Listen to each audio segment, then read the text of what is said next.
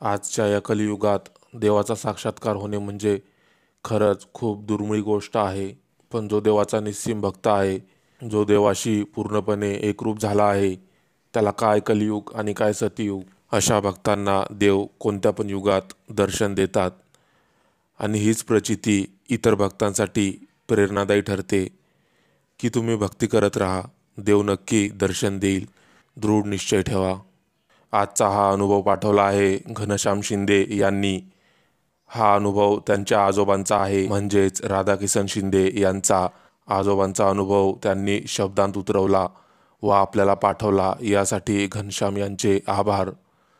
अनुभव 30 वर्षांपूर्वीचा आहे, तर पुढील अनुभव आजोबांच्याच शब्दांत. पण त्याआधी जर तुम्ही अजूनही आपल्या चॅनलला सबस्क्राईब केले नसेल तर लगेच लाईक आणि सबस्क्राईब करा. आणि तुमचेही अनुभव जर तुम्हाला सांगायचे असतील तर ते आम्हाला आमच्या मेल आय डीवर पाठवा. मेल आय डी डिस्क्रिप्शनमध्ये दिला आहे. धन्यवाद. साल 1992. गरिबीची परिस्थिती. 1 एकर जमीन, तीही कोरडवाहू. जमीन पेरून वर आभाळाकडे पाहावं लागत असे. हे सर्व असताना देवावरचा विश्वास कधीच कमी नाही झाला. नमस्कार, माझे नाव राधाकिसन शिंदे. मी स्वामी समर्थांचा एक तुच्छ भक्त आहे, पण त्यांनी मला साक्षात्कार देऊन माझे मोठेपण वाढवले. स्वामी समर्थ कोण आहेत, कुठे त्यांचं मंदिर आहे आणि त्यांचं चरित्र काय, यामधलं काहीच मला माहीत नव्हते. एका दिवशी माझी शिलाई मशीन बंद पडली, तर ती दुरुस्त करण्यासाठी मी पहाटच्या हाल्टिंग गाडीने तालुक्याला गेलो. मशीनचं फक्त वरचं मुंडकं कापडाच्या गोणीत बांधून सोबत घेतलं. एस टीतून 10च्या सुमारास उतरलो. उन्हाचे चटके बसत होते. मी मशीन खांद्यावर घेऊन दुरुस्तीचं दुकान पाहू लागलो. बरंच चालल्यावर 11च्या सुमारास एक दुकान सापडले. मी त्याला मशीन दिली. 2-3 तास लागतील, त्याने सांगितलं. मी सकाळी लवकर निघालो होतो. भाकर तुकडा काहीच आणले नव्हते. आता हॉटेलमध्ये जाऊन आलू बोंडा खावा असा विचार केला. मी हॉटेल पाहू लागलो, पण हॉटेल काय सापडतच नव्हते. तेच दूरवरून मृदुंग आणि टाळ यांचा आवाज येत होता.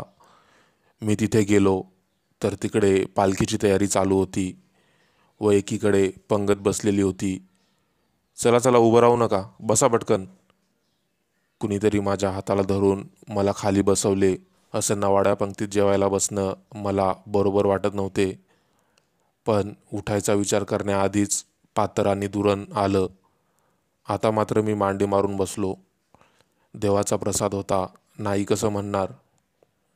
वरण भात, चपाती, वांग्याची भाजी आणि शिरा असं मस्त प्रसादाचं जेवण मी जेवलो. नंतर एकाला विचारलं की कसला भंडारा आहे, तर तो म्हणाला स्वामी समर्थांचा. स्वामी समर्थ हे नाव मी पहिल्यांदाच ऐकत होतो.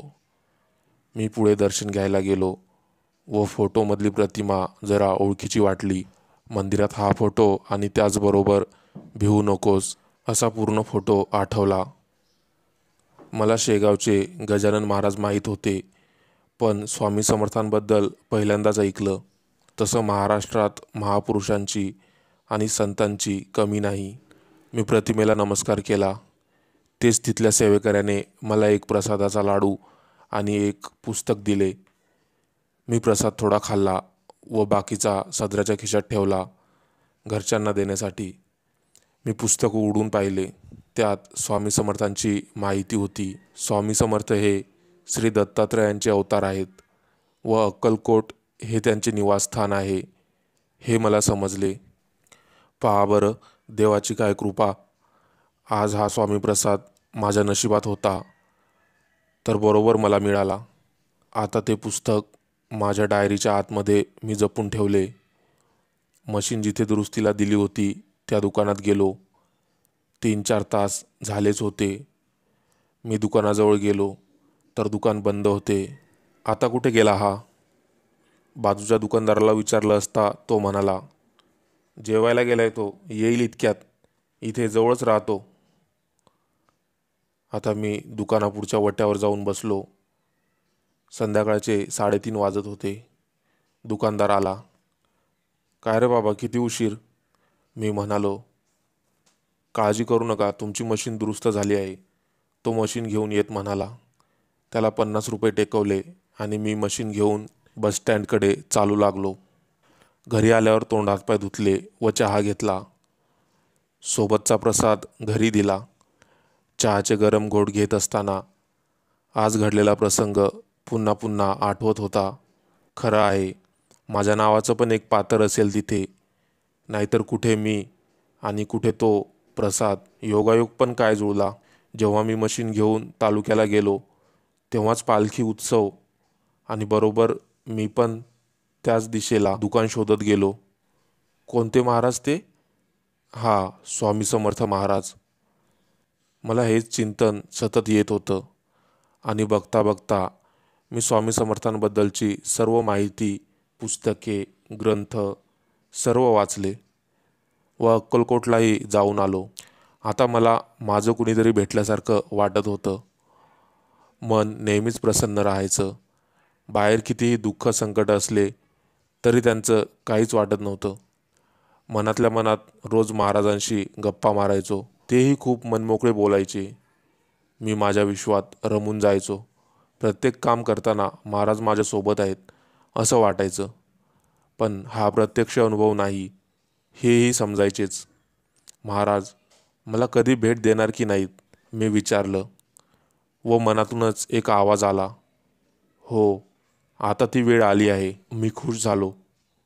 आज महाराज भेटणार, उद्या भेटणार असं करत 6 महिने झाले, पण अजून भेट नाही. मला आता हुरहुर वाटू लागली. नेहमी प्रसन्न राहणारा मी आता उदास राहू लागलो. कशातच मन लागत नव्हते. बघता बघता पावसाळा गेला. शेतीची कामे झाली. गावात सप्ते सुरू झाले व सोबतच सकाळची काकड आरती व हरिपाठ व्हायचे. मी आवर्जून सकाळी उठून लवकर यायचो. हे सर्व हरिपाठ आणि सप्ते गावाबाहेर थोडं दूर असलेल्या महादेव मंदिरात व्हायचे. मंदिराच्या अलीकडेच छोटीशी विहीर होती. शारदादेवी बसल्यानंतर बरेच भक्त आंघोळ करायला रात्री व सकाळी याच विहिरीवर यायचे. आपण पण सकाळी उठून या विहिरीवर स्नान करू आणि आपलं घर तर जवळच आहे, लगेच दुसरे कपडे घालून मंदिरात जाऊ. हो, हे योग्य राहील. आता हाच माझा दिनक्रम ठरला.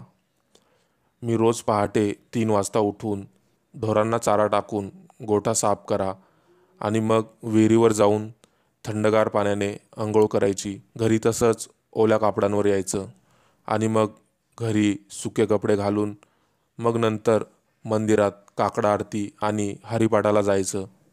5 पर्यंत सर्व लोक काकड आरतीला हजर असायचे. महाराज आज भेटतील, उद्या भेटतील या आशेवरच मी रोज नव्या उमेदीने भक्ती करायचो. असंच एक रात्री अचानक मला 2 वाजताच जाग आली व प्रयत्न करूनही नंतर झोप येत नव्हती. म्हणून मग मी माझं नेहमीचं काम चालू केलं. गोठा साफ केला, गुरांना चारा दिला आणि 3:30च्या इतक्यात विहिरीवर गेलो. पण घाईघाईमध्ये मी पवरा आणलाच नव्हता. पवरा म्हणजे विहिरीतून पाणी काढण्यासाठी एक बकेट असते. परत घरी जाऊन बकेट घेऊन यावं हा विचार मी करत होतो. तेच एक वयस्क व्यक्ती विहिरीकडे येताना दिसले. जवळ आल्यावर समजलं की ते कुणी साधू आहेत. हर हर महादेव, रामकृष्ण हरी असं म्हणत ते साधू महाराज विहिरीजवळ असलेल्या कळंबाच्या झाडाखाली एका दगडावर बसले. हर हर महादेव, जय शंकर, कैलासपती गंगाधर महादेव. आलो रे देवा, भक्ताच्या हाकेला नाही कसं म्हणणार असं ते म्हणत होते. मी थोडं दूरवर उभं राहून हे सर्व पाहत होतो. तेच एक चमत्कार घडला. विहिरीतलं पाणी हुसळा मारू लागलं. असं वाटत होतं विहिरीचं पाणी कुणीतरी डवळत आहे आणि त्या डवळण्यामुळे बाहेर पाणी अंगावर उडत होते. त्याने मला व महाराज दोघांना स्नान घडले. मी महाराजांचे पाय धरले. महाराज, कोण आहात आपण? आपलं नाव काय? मी विचारलं. अरे, आज आमचं कीर्तन आहे शंकराच्या मंदिरात. तर म्हटलं, चला ब्रह्ममुहूर्तावर उठून स्नान करावे. बरं महाराज, पण चांगलाच चमत्कार येतो तुम्हाला, मी म्हणालो. हे बघ, चमत्कार नको बघूस, तुला जे पाहिजे होतं ते मिळालं ना. म्हणजे? अरे, अंघोळ करायला आला होतास ना, केलीस अंघोळ. आता जा लवकर, नाहीतर आरतीला उशीर होईल. हो हो, तुम्ही पण येताय ना? हो, मी तर रोजच असतो. जा लवकर तू, घरी जाऊन ये. मी घरी गेलो व मग काकडा आरती आणि हरिपाठ झाला. रात्री कीर्तन झाले. मी महाराजांच्या चेहऱ्याकडे जरा जास्तच टक लावून पाहत होतो, त्यामुळे त्यांनी कीर्तन झाल्यावर मला बोलावले व विचारले. तर मी म्हणालो, उद्या पण येणार आहात ना स्नान करायला विहिरीवर? कुठे, कोणती विहीर? आणि तुम्ही असं ओळखीचं असल्यासारखं माझ्याकडे एकटक का पाहत होता? काय महाराज, सकाळी तर आपण भेटलो ना, मी म्हणालो. काय म्हणता? महाराज हसतच म्हणाले व निघून गेले. त्यांच्यासोबतच्या माणसाने सांगितलं की आत्ता संध्याकाळी 4 वाजता आम्ही दोघं मोटरसायकलवर आलो, म्हणून तुम्हाला वेडं समजून महाराज निघून गेले. काय? त्यांचं बोलणं ऐकून मला धक्काच बसला. काही पण चेष्टा करतात का? की खरंच माझा दोष झाला ओळखण्यात? हो, तुझाच दोष झाला, माझ्या अंतर्मनातून आवाज आला आणि मी चमकलो. हो, खरंय. ज्या दिवसाची वाट मी एवढ्या आतुरतेने पाहत होतो, ती घटना आज सकाळी घडली आणि मी ओळखू शकलो नाही.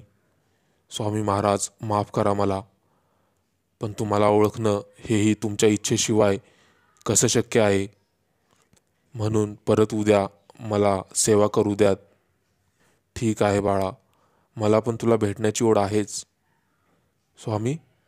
काय तुम्ही म्हणालात हे? स्वामींचे हे शब्द माझ्या अंतर्मनात घुमले व मी खूप आनंदी झालो. आनंदाने उड्या मारू लागलो. धावतच घरी गेलो व पटकन झोपण्याची तयारी करू लागलो. काय झालं बाबा, आज लवकर झोपताय, बरं नाही का?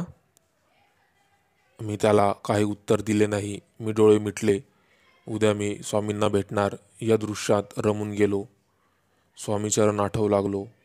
आज पहाडचा प्रसंग पुन्हा पुन्हा आठवू लागलो आणि कधी झोप लागली कळलेच नाही. अचानक डोळे उघडले, घडी पाहिली तर पहाटचे 3:45 वाजले होते. मी ताडकन उठलो आणि विहिरीच्या दिशेने पळत सुटलो. विहिरीजवळ पोहोचलो तर तिथे कुणीच नव्हते. माझे डोळे भरून आले. मी मान खाली घालून माझे अश्रू पुसू लागलो. अरे, रडतोयस? कुणीतरी माझ्या डोक्यावर हात ठेवत म्हणालं. वर बघितलं तर स्वामी त्यांच्या प्रत्यक्ष दिगंबर रूपात माझ्यासमोर उभे होते.